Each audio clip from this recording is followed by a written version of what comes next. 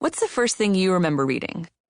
The first thing I remember reading on my own was the local newspaper, the old-fashioned kind that left ink stains on my hands. I probably read Corduroy or a Curious George story first, out loud to my parents.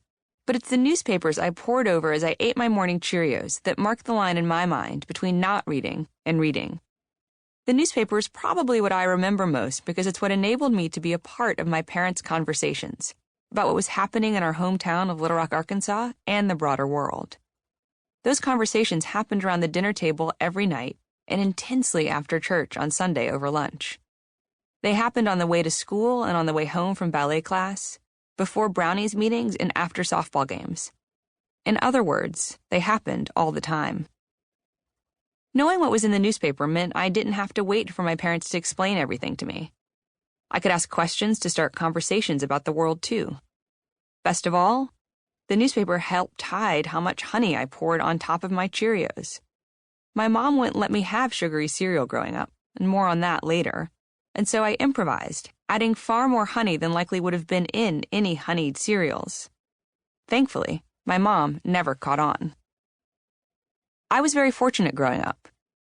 My main worries were things like trying to get my mom to relax her ban on sugary cereals, figuring out how to stick a clay honeycomb or papier-mâché Jupiter or clay and popsicle stick coral reef to poster board for various science projects, how to sell more Girl Scout cookies than I did the year before, and whether my best friend Elizabeth and I would sleep at her house or my house Saturday night.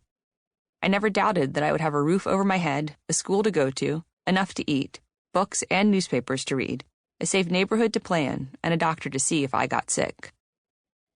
My parents and grandparents made sure I knew I was lucky. I don't remember a time not knowing the life story of my mom's mom, my Grandma Dorothy.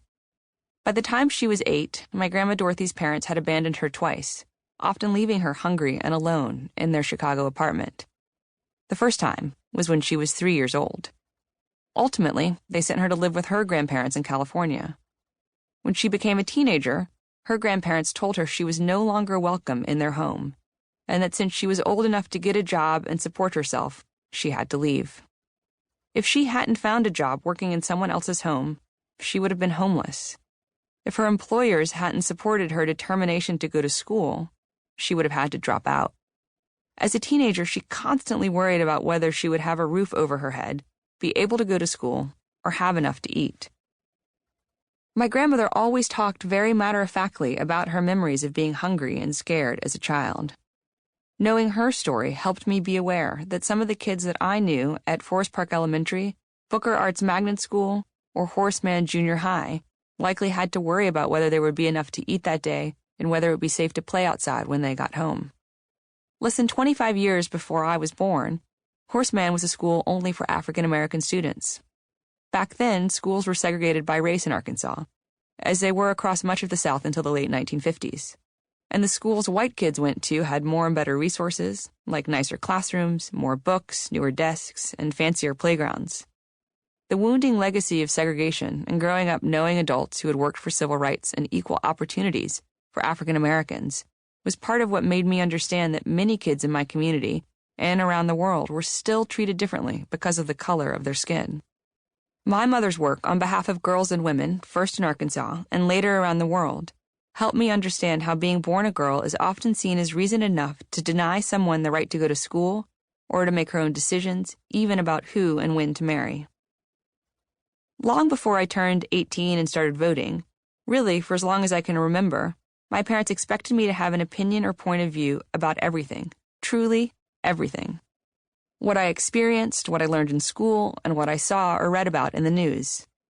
They also expected me to be able to back up my views with facts and evidence, and, if I could, to work to change things that frustrated me. It never seemed to matter how old or young I was. And it wasn't just my parents. My grandparents felt the same way. As my grandma Ginger, my dad's mother, often told me before she passed away when I was 13, "Chelsea, you've been blessed, and you need to always be thinking about how to expand the circle of blessings." My Grandma Dorothy repeatedly told me, "You'll never know until you try."